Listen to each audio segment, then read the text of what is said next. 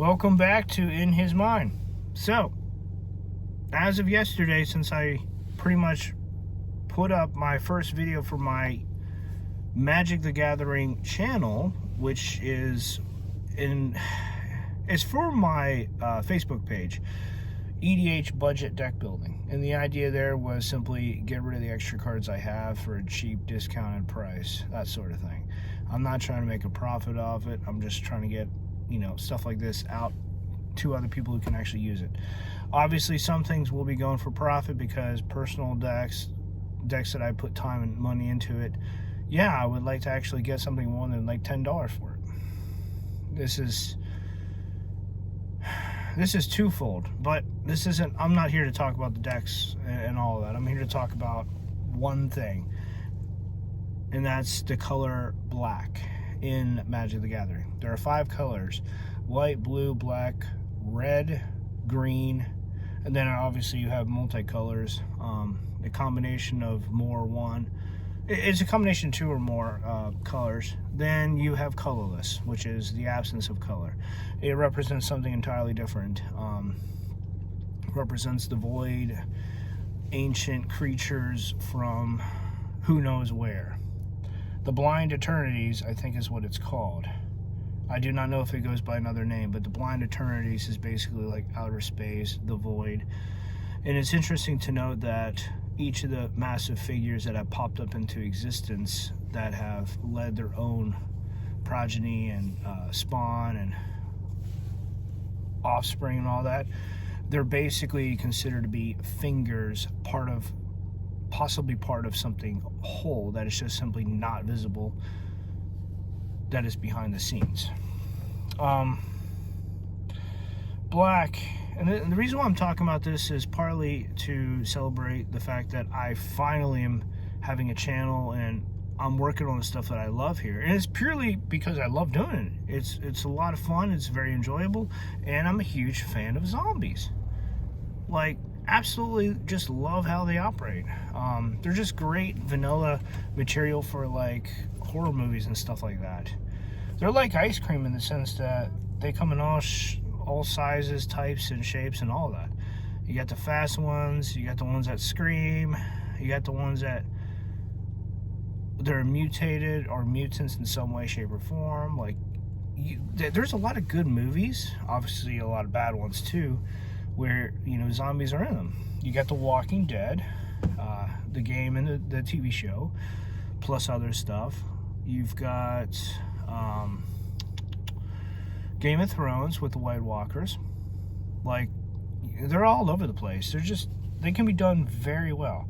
So the thing is, when it comes down to the color black, it's interesting how they took morality out of the color scheme back years ago, and like, it wasn't just simply white is good, black is bad, or evil. White is right, black is evil. It's not like that. But it's cool how they changed it and they made it be unique. And I think a lot of people start understanding it when I just simply like put it in like one word: self-centered. Black is self-centered or self-focused. Not necessarily selfish. That's different. The difference being is that you're putting yourself first above everyone, everything else, while as self-centered is you are the center of your world, so to speak. Like, this is all about you. This is your life. If I had to use one word to describe it, yeah. But anyway, let me go into here. I'm going to read off the mtg.fandom.com page here. You can look it up too. Like, this stuff is not, it's public knowledge. Black is one of the 5 colors of mana and magic. It is drawn from the power of swamps and embodies the principles of free will and immorality. The mana symbol for black is represented by a skull on the color pie. It is an ally of blue and red, and the enemy of white and green. Black seeks to increase its power by all possible means, including opportunism, murder, treason, and cruelty. Now, it includes that because it's part of it, but it is not like strictly those things altogether. The essence of black can be summarized in having the last word on its own life, which is also true, because life is a resource in the game of Magic. There's obviously the deck of cards that you pull, you know, when you start the game out and you fill up your hand, you're pulling cards from the library. That is the main resource. However, other people that use the graveyard, which is the discard pile, as a resource, and black players also use one more, which is their life total. They trade their life for additional power. Anyway, moving on. Black looks at the world and sees a simple reality. Power is everything. Power dictates who succeeds and who fails, who commands and who submits, who lives and who dies, and whether the weak see it or not, they are at the mercy of the powerful. Sounds familiar? Black sees its own will as something so precious that the idea of losing it or giving it up is totally unacceptable. Thus, to live according to this notion, Black must preserve and expand his free will by all means, which inevitably translates into gaining power. And as... okay. Hold that thought. I didn't even see this. Okay. Something clicked up that I just need to play right now. It's just some good stuff. Alright, turn down the volume. Oh, this is good. Okay. Bleach. Sayings. There's a captain who...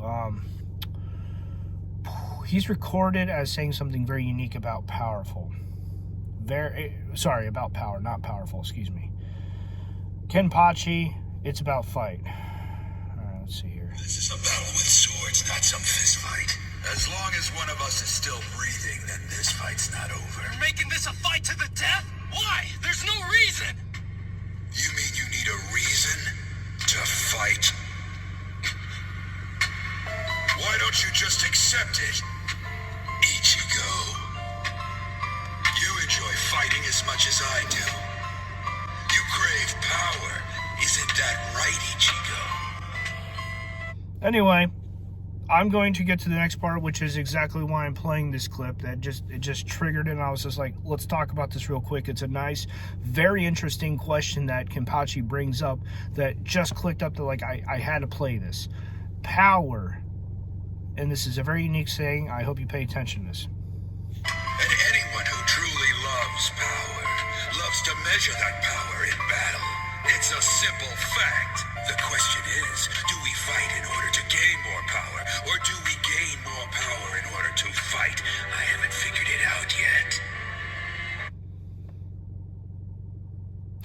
I do not think the rest of it matters. I'll just play it real quick. Let me see here. Ooh, that actually is good. Okay. Alright, I'll play the rest of it. It's actually pretty good. It kind of fits in, but it goes away from power. It shifts a little bit, but it's good. Who cares? Because one thing is for certain. There is no reason we should ever deny it or try to change, because we were born this way. You have always wanted to fight, and you always will, Ichigo. It's part of you. You do it instinctively. You have no choice but to fight. Because it's the only way to gain power. Fight, Ichigo! If you want to control that power, take your sword and cut down your enemies! There is no other path. No way to move forward. Or back. Fight, Ichigo! Yeah, pretty good. I'm going to link that down below too, because that's pretty good. I completely forgot about that. The thing is, power is something that obviously it controls you when you give into it, but it's something that you need more of, and you start justifying it.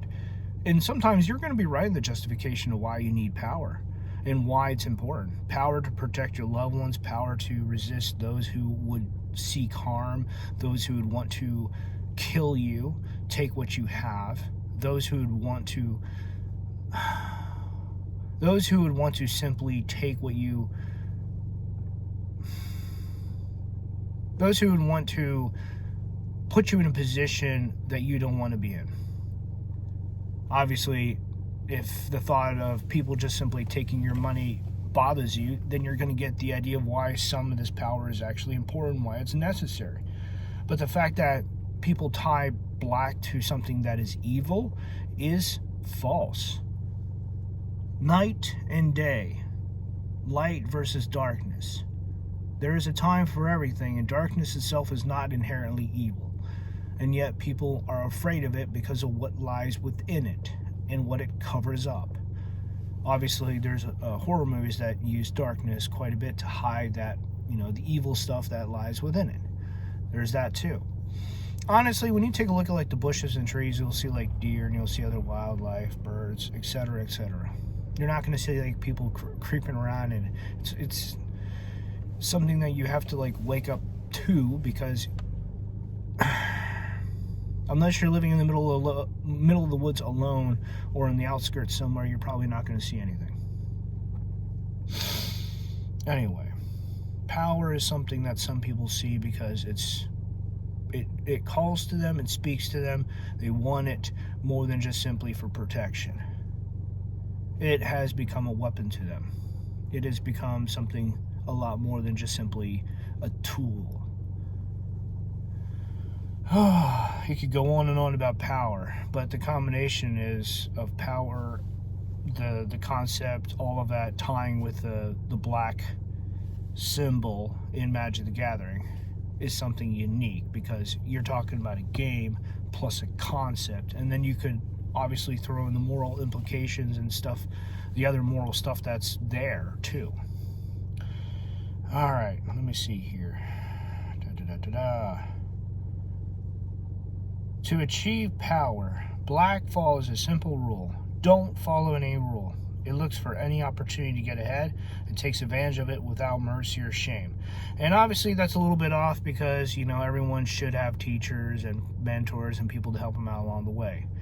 They're going to instill their own principles and values and give you boundaries to go off of, more or less. So that whole thing about not following one particular rule is a little off. But overall, I think what they're trying to say is black doesn't limit itself. Power does not limit itself. At least to what I know, it doesn't. Now, those who harbor it will never try to limit themselves. They will try to train, and those who care will try to train themselves so that they can handle power appropriately without it just being controlled by them. That much is true. Decent leaders are the ones who actually are in control of their capabilities rather than being ruled by it. Alright, let's see here. Of course, killing and sowing terror is not a problem for black either. All living beings are subject to fear, and black does not hesitate to provoke and use the fear of others and things to achieve its purposes. The ambition of power is the greatest factor in black's inner psychology, countering all forms of meekness, laziness, and conformism. On a philosophical level, I have trouble saying that word all the time. This search for power can be positively motivated from the recognition of one's own individuality and free will as the basis of human dignity and happiness, or negatively, from a deep fear of defeat in forms including death that leads to power for power's sake. I would say throw in the whole fear of being harmed and pain in there as well, because that's important. That's a big motivator. Okay, including death leads to power's sake. Losing identity and humanity in the process. This second perspective is the one most reflected in MTG, stereotyping black as the classic Dark Lord, creator of his own ruin, quote unquote. Though there are also a few examples of the first one, especially in recent editions. On a mechanical level, it must be noted that black magic is not creative. I would say there's an exception with zombies, just because there are still some Lord type effects where like other zombies get +1/+1, and some zombies do some really crazy stuff. Yeah, I would disagree with like that, and that's about it, really. Black sees power dynamics as a zero-sum game, not subordinated by anything external. That is why it uses parasite mechanics, zero-sum, and amoral mechanics, Power does not submit to systems but originates them. Like draining, abuse of the cemetery, theft of enemy cards, and sacrifice of permanents to obtain a benefit are typical examples of this. And yep, it goes into attributes about black individuals focus on themselves and their interests. They are proper, kind, harsh, treacherous, etc. Only if they find useful to be it and vice versa. This doesn't mean they haven't personal predilections about how to be or act, but they'll rarely let them interfere with their quest for power. Basically, they have a morality, they have a value system, they've got standards and stuff like that, but like in pursuit of power, they kind of like, yeah, we'll just put it aside for the time being. Yoink, and just go straight for it. Obviously, some are going to be subtle, others are going to be knocking down the front door. Like, it depends on the personality, for sure. I like black mainly because I like zombies. I like certain aspects. Extra card draw, sure. And zombies are amazing when they work well together, when you got like the right cards, the right synergy. All right. Okay, let's skip to the end here. The end justifies the mean, question mark? Not always, but very few ends are so particular as to care about the means. Black is also one of the most honest and unashamed color in its core. It doesn't pretend to be any or anything else. Black values and respects the reality and the truth, even if it misrepresents them before others in order to gain advantage. But with itself and to those it wants to help, black speaks the naked truth without distorting or hiding anything. Now, when it plays cards that say, let me see what you got in your hand and make you discard them, they're being pretty blunt about that. They're like, yeah, we're going to deny you that. And frankly, sometimes I play games where I just play these nothing but discard effects, so that you're starting out with 7 cards in your hand, you're dropping down to 6, 5, 4, 3. By the time you get down to like 3 cards in the other person's hand, they're like, I'm done. I can't play this anymore. Because they're basically prevented from playing the game. That's as far as I'm going as far as that, you know. But the thing is, actually there is one last good point. It has to be noted that black is one of the least fatalistic of colors, despite or due to its embracement of the most dark aspects of reality and humanity. Black believes people ought to do everything possible to improve their situations by their means available, and encourages them to do it. This does not mean that black wants everyone to succeed. That's something impossible and undesirable from its perspective, but wants everyone to have a chance. Misconceptions and controversies, good and evil. Oh yeah, power for power's sake. Kind of what was said about in the audio clip that I played earlier. Like, power for power's sake is kind of boring in my opinion. Anyway, there's a lot to think about when it comes down to it. There's a lot of good stuff here. And once I realized they had updated and changed black as far as the definition, they kept the rivalry and the disagreements and the points that put black directly against white. Yeah, and a little bit of green, because again, black doesn't grow. It more like consumes. It's like the grave in that sense. There's just some good stuff here overall. Now, overall, outside of zombies in black, zombies an extra card draw, because just as in reality perception is king, card draw is king in Magic the Gathering. So card draw and then resources. It is a very resource intensive game, and often if you have one or the other, you do have the game. The other way to win is by completely shutting down your opponent, throwing them off of their own tempo and disrupting their game entirely. So then it's not about you, it's about shutting down your opponent however you possibly can. Black can do that very nicely in a lot of different ways, but mainly it comes from discarding. You can't play nothing if you have nothing in your hand. It's like you can't play video games without a controller in your hand.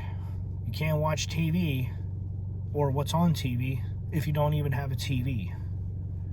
Like, you can't do it because you don't have it. And as it is, I like the fact that they went away from morality and they started, focusing on, me. It's self-centered. It's about power. They kept it very simple without being like black is evil the way they did it before. And I'm not saying the fact that it was wrong the way they did it before, but they broadened it rather than just simply kept it in a corner saying this is what it is. I do not think black, just like I do not think evil, is completely and easily explainable. Now, the one thing that I've told others, and it's a bit of a side topic here, I do not believe chaos is evil. Chaos is basically, we're pushing random buttons. There's no plan here.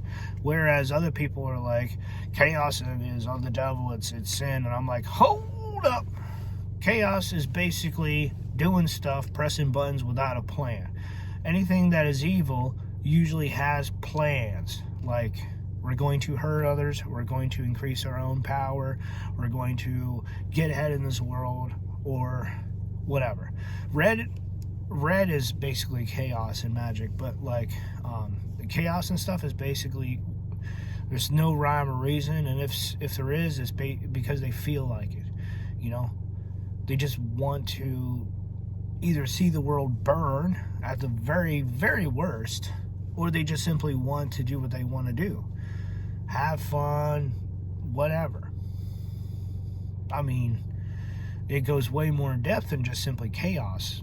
Freedom and chaos are hand in hand within Magic the Gathering, as far as, all of that ties into it. There's some good stuff, though, that talks about the different colors and the strengths, the pros, what they represent, what they mean, all of that. Me, like I said, I love zombies, so I stick to black mainly. There's some other interesting things too. Dragons, black dragons, rare, but they do exist. They always have unique effects, but they're different than red dragons. Yep. All right, that's basically about it. I hope you check out the links because they're pretty interesting. And again, I don't take credit for this. It's just a really cool concept that you can apply to your own beliefs, morals, values, ethics, your own faith, all of that. It's something to think about, it's something to observe, and figure out where you stand on all this stuff. This isn't really directly about the card game so much as it is about the color and about what it means. All right, until next time.